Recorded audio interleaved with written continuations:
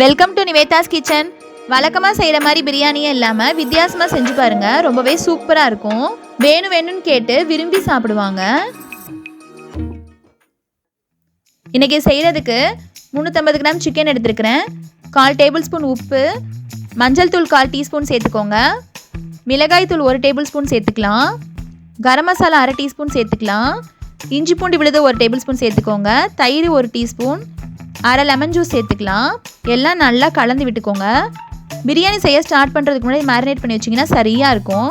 3 வெங்காயம் எடுத்துக்கலாம். Butter 4 table spoon, இஞ்சி பூண்டு விழுது 3 டேபிள் ஸ்பூன் எடுத்துக்கோங்க.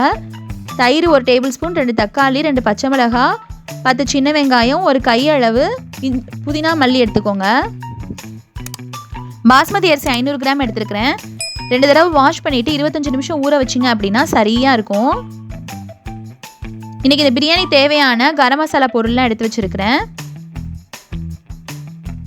இன்றைக்கி ஒரு பேனில் பட்டர் சேர்த்துட்டு 3 டேபிள் ஸ்பூன் ஆயில் ஆட் பண்ணிக்கலாம். கரம் மசாலா பொருள்லாம் போட்டு நல்லா பொரிச்சு எடுத்துக்கோங்க. பாருங்கள், நல்லா பொரிஞ்சு வந்துருச்சு. இந்த சமயத்தில் வெங்காயம் ஆட் பண்ணிக்கலாம். வெங்காயம் நல்லா நமக்கு ப்ரௌன் கலரில் வர வரைக்கும் நம்ம நல்லா வறுத்து விட்டுக்கலாம். நல்லா வெந்ததுக்கப்புறம் இஞ்சி பூண்டு விழுது சேர்த்துக்கோங்க. அதையும் நல்லா வதக்கி விட்டு நல்லா இந்த கன்சிஸ்டன்சிக்கு வந்ததுக்கப்புறம் புதினா மல்லி ஆட் பண்ணிக்கோங்க. ஃபஸ்ட்டே புதினா மல்லி ஆட் பண்ணி பாருங்கள், வேறு மாதிரி டேஸ்ட் சூப்பராக இருக்கும். இன்றைக்கி தக்காளி, பச்சை மிளகாய், சின்ன வெங்காயம்லாம் அரைச்சி பியூரியாக எடுத்து வச்சுருக்கிறேன். அதையும் சேர்த்துக்கலாம். நல்லா கலந்து விட்டுக்கோங்க.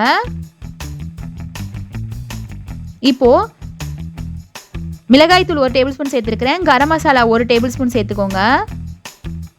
நல்லா கலந்து விட்டுக்கலாம். இப்போ இந்த சமயத்தில் இந்த பிரியாணிக்கு தேவையான 1 டேபிள் ஸ்பூன் உப்பு சேர்த்துக்கிறேன்.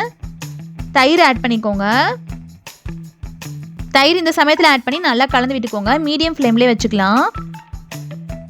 இப்போது நம்ம மேரினேட் பண்ணி வச்ச சிக்கனை வறுத்தெடுத்துக்கலாம். அதுக்கு ரொம்ப எண்ணெயெல்லாம் தேவைப்படாது. கொஞ்சமாக எண்ணெய் ஊற்றி நல்லா வறுத்தெடுத்துக்கோங்க. கிறிஸ்பியாக ஆகணும்ட்டுலாம் இல்லை, சிக்கன் கொஞ்சம் ஓரளவுக்கு இந்த மாதிரி வந்தால் நமக்கு போதும். இப்போ ஒரு பேனில் தண்ணி ஊற்றி ஆயில், உப்பு போட்டு நல்லா நான் கொதிக்க விட்டுக்கிறேன்.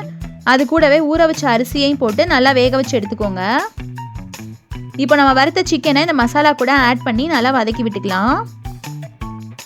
பாருங்கள், நல்லா மிக்ஸ் பண்ணிக்கோங்க.